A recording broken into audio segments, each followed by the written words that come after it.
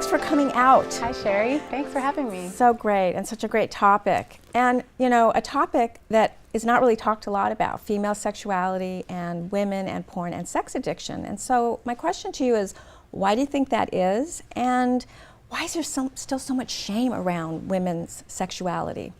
I think, you know, there's a lot of words, negative terms that are associated with women and sex in general, especially when a woman has a lot of sex. We know the kind of words that people use, slut or whore, and there's all sorts of misconceptions about women and sexuality that leads women to feel silenced and to not feel safe and comfortable talking about it openly because they don't want to be called those names.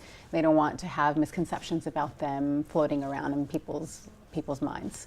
But I think that, you know, we're in a cultural shift right now where that is changing, and that women are feeling more comfortable coming forward and speaking about things that they've previously felt ashamed about. Like the whole Me Too movement. But then the Me Too, again, is about the masculine sexuality nobody's talking about. You know, this could happen to anybody. This could happen to, there could be sexual harassment or, you know, or there could be, yeah, I mean, it goes both ways. Yeah, and I think that the more stories that are out there and are as complex as mine, you know, I think that women will feel safe coming forward and speaking about these things. And once there are more stories to point to and to reference, then maybe more women will feel comfortable and feel less alone and more inclined to talk about these things. Yeah, that's interesting. So, you know, Recovery Today magazine is about all addictions, but a lot of it is substance abuse, you know, for the families and those that are struggling.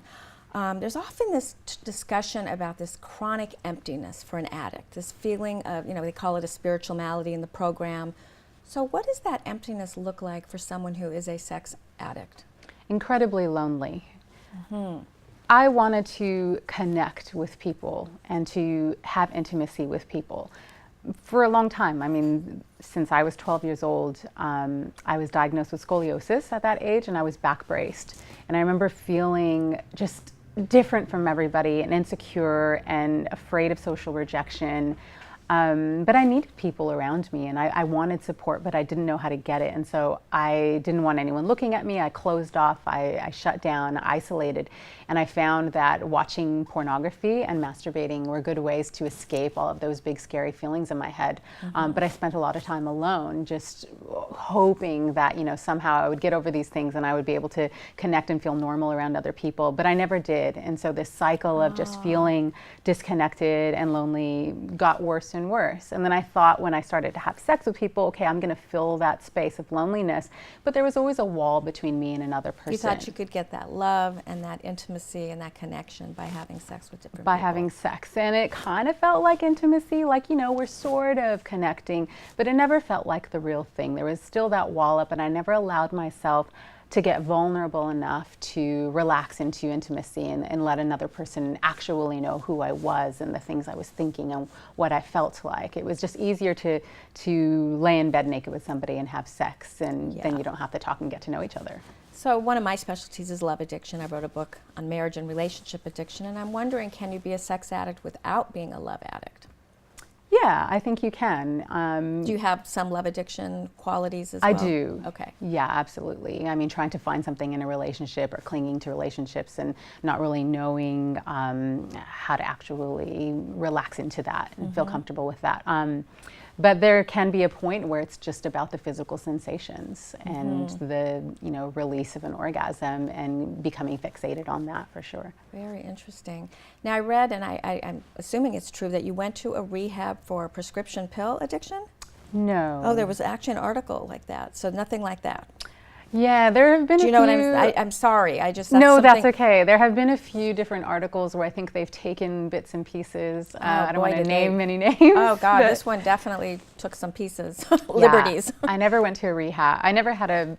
I mean, there were times in my 20s where I would pop some Vicodin here and there, or Xanax. But never an addiction. But never, I didn't use it the way that I use sex or porn. Got it. But in rehab, no, I think they may have been referring to the Hoffman process, which is something that I did, but it's not a rehab facility. It was like a 7-day retreat where you Intensive. work, intensive Yeah. retreat where you work on your patterns and figuring Was out. it really helpful? It was really helpful. Was yeah. this the beginning of your recovery? It was in the early stages. Yeah. Uh-huh. Yeah. What I were had, the stages? I mean, how did you kind of? Yeah, I had kind of a windy path. And it was something that I really wanted to make clear in my book as well, that there isn't one way to become an addict and there isn't one way to step outside of addiction, that you can take a lot of different routes. And for me, there were a lot of there was a combination of efforts that I took. The first was, I was reaching my 30th birthday. And I'd sabotaged a relationship that was really meaningful to me. And I saw what my life could look like in the next decade, which was like the last decade, my 20s, which had led me to feel very ashamed and filled with a lot of self-hatred and self-pity and relationships leading nowhere and sabotaging a lot of things. And I didn't want to do that anymore. I wanted to believe that I can do better and have more love in my life. And take care of myself. And so I took this trip to Bali, and I had heard that it was an affordable place to visit, and there were a lot of meditation and yoga studios and that sort of thing. And I wanted to go there and just take care of myself. Kind of an eat, pray, love sort of thing, Sort right? of, yeah. I had read the book. So yeah, that was inspiring. But I just wanted to prioritize self-care, and it was something I hadn't really done before. So I started to spend a lot of time on my own and doing yoga and just paying attention to what was going on in my head and the kinds of things I told myself and the situations I put myself in, and figure that out and spend time alone. And I was in that space when I met the man who became my husband. Oh, wow. And he was on his own path of recovery, recovering from drug addiction. And we were just able to meet each other in the same sort of space of wanting to do things differently and better and change. And he was the first person I revealed that I thought I may be a sex addict to. And he didn't run away. He was completely supportive. And it felt so good to be that real with somebody and that raw and honest. And I thought, this is something I need to be talking about more. And so then I started to really shift in the different direction and started doing 12-step meetings, Sex and Love Addicts Anonymous meetings. I started to go to talk therapy. I started writing about my journey. Many avenues, yeah, I felt like, it's important to try a lot of different things to see what works for you. I love this quote from the movie Thanks for Sharing, where I don't know if you know the quote I'm going to say, but it's, a sex addict is like being a crack addict but having the pipe attached to your body. Yeah. And I'm like, so how do you navigate? Here you have this new love relationship, you have this history of sex addiction, you're kind of still working that through, you're still on that path. So how does one, have a intimate, sexual, healthy, nurturing relationship with a sex addiction? Yeah, in the early stages, I had all of these ideas of what recovery would look like. I would never watch porn again. I would be in a strict monogamous relationship. We would never explore outside the boundaries of that. And I sort of put myself in this neat little box where I was afraid to do anything outside of it because I thought I would fall back into my old ways. Then that started to feel really inauthentic to who I was. And I was going to some of the 12-step meetings and finding that there were a lot of people actually who were going the other direction and cutting themselves off from sex and love completely because they didn't want to do those things. Right, so they're abstaining, and so that's not healthy. There's kind of like an eating disorder, you have to eat, Exactly. Right? It's all about finding the right amount of balance with those things. It's not like drug or alcohol addiction where you abstain completely. It's about finding a way to forge a new path with those things in a healthy way and figuring out why you chose to go that route in the first place and deal with those problems, in a healthy way. What was I trying to escape with? Okay, let's escape from, let's face those things. Yeah.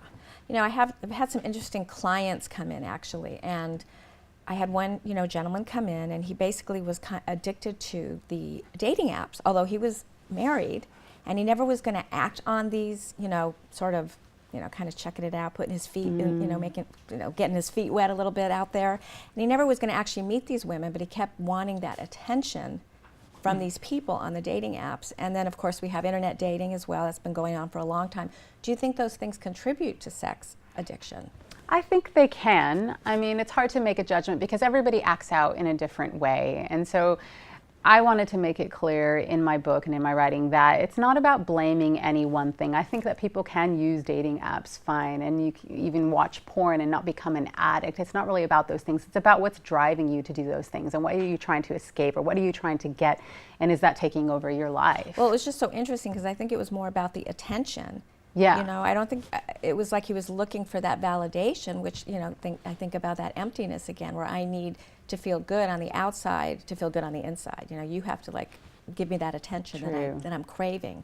And then I also had another client as well. His wife, her husband kept doing the same thing, you know, kept going on Facebook and making all these friends on Facebook, but it was obvious he was looking for that attention. Yeah, and also there's probably an adrenaline rush with just flirting with disaster. You know, maybe I could mess this up, maybe I can go down this path and ruin everything that I have.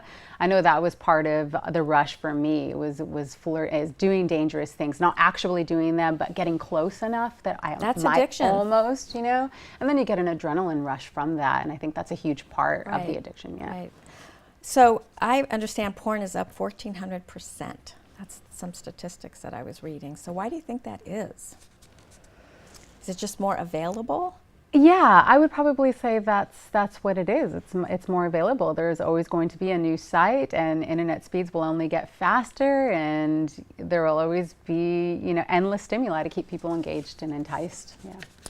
You know, I'm wondering, I'm a big believer in the law of attraction. We attract what we are, and I find it interesting you met someone that was on his path of recovery and you were on your path of recovery. So do you think there was some kind of magnetic force there that two people sort of met and sort of had similar journeys, kind of a mirror for each other? Yeah. And I just find that really interesting. I mean, I think it was important that I had to be in that space to meet him. I had to be already seeking good things in my life and good opportunities. I had to be in a space where I was willing to take care of myself, or else I was just going to keep doing the same things I was doing in the past. And it was probably going to lead nowhere. We were going to do something to hurt each other in a significant way. And he was also in that same space of wanting to do things differently. And it's interesting because before we met, we had both made lists of the kind of partner that we wanted to meet in our lives. And we both sort of, you know, matched up. Yeah, we met the list.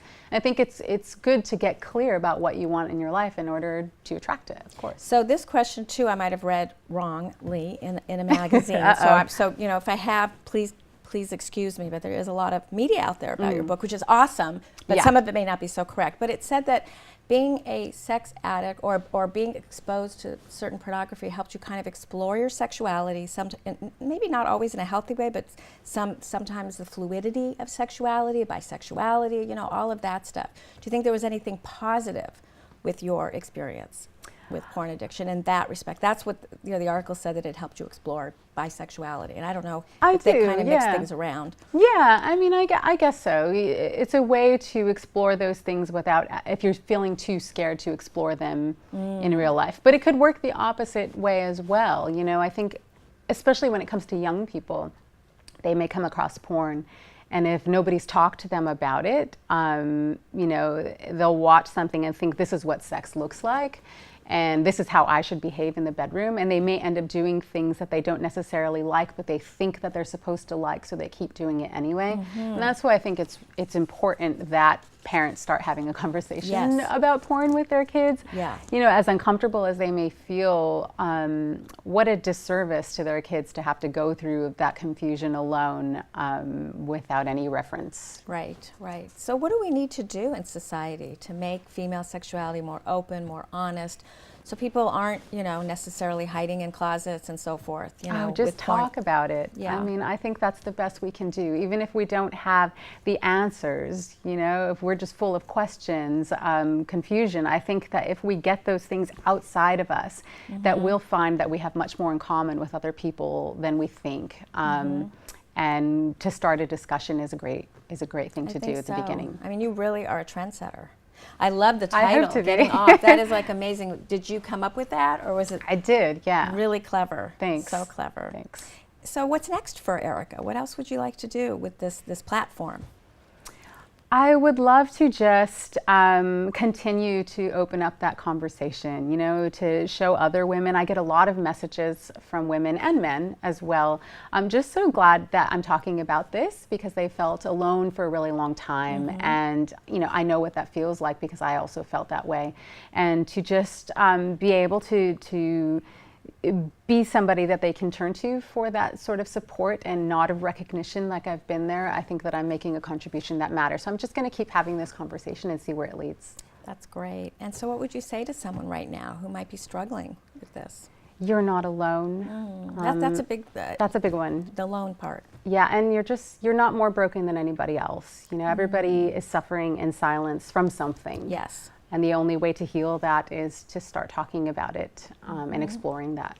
Are you available for people to write? You said you get a lot of messages. You have a Absolutely. Facebook page, Instagram. How can people find you? My website is a good way, ericagarza.com. I'm also Perfect. on Twitter /Erica D. Garza. I get a lot of messages through there. And yes, Great. please contact me. I try to respond to everybody who contacts me. It may take me a little bit of time, but I love to hear from people. That's great. And then where can people find your book? On Amazon, Okay. you can go to Simon & Schuster or Barnes & Noble. Okay, Yeah, great. and on my website as well. Well, thank you for the work you're doing in the world, Thank Erica. you, Sherry. It's really important. And thank you for doing this interview with Recovery Today. Thanks.